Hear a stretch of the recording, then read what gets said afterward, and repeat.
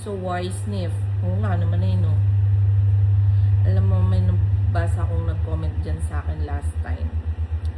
Naakala niya daw kung ano na, sniff lang daw pala.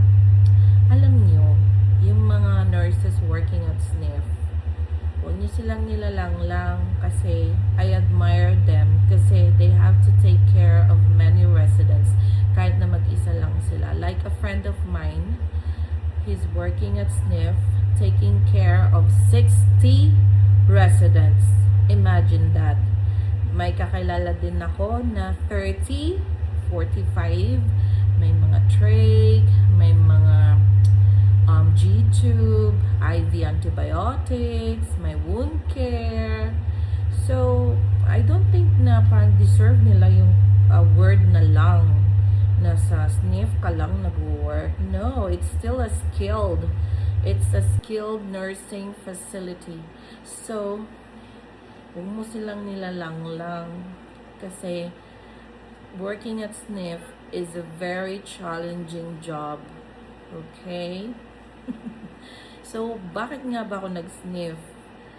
First of all, ang reason talaga is mainly because I don't have current bedside experience. I worked in Saudi Arabia for 12 years. 2 years doon yung sa dental, 10 years yung sa ophthalmology.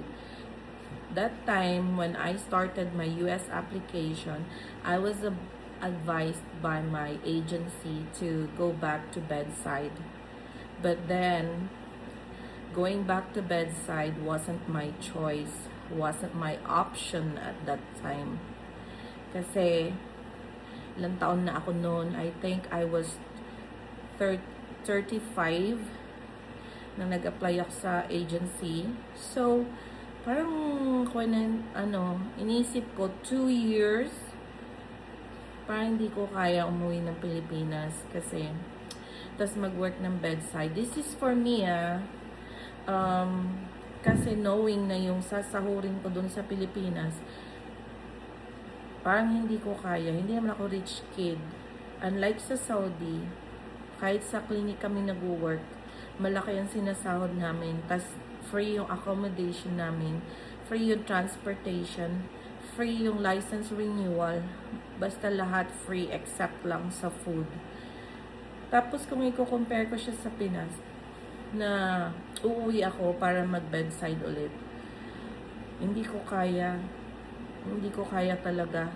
Yung sa sahod pa lang, parang ako mismo sa sarili ko, baka hindi ko mabuhay yung sarili ko. Lalo na kung sa province ako mag-work, magkano lang yung sahod nung iba.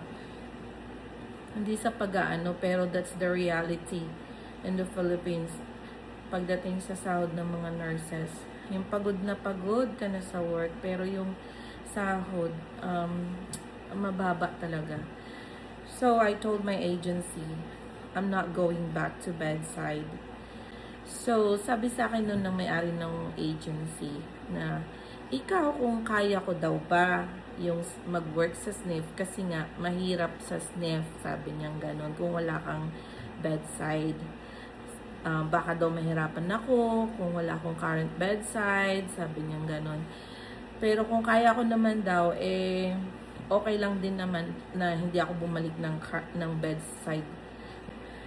Yun, grateful ako kasi ito yung opportunity na binigay sa akin na nandito ako ngayon sa Amerika dahil sa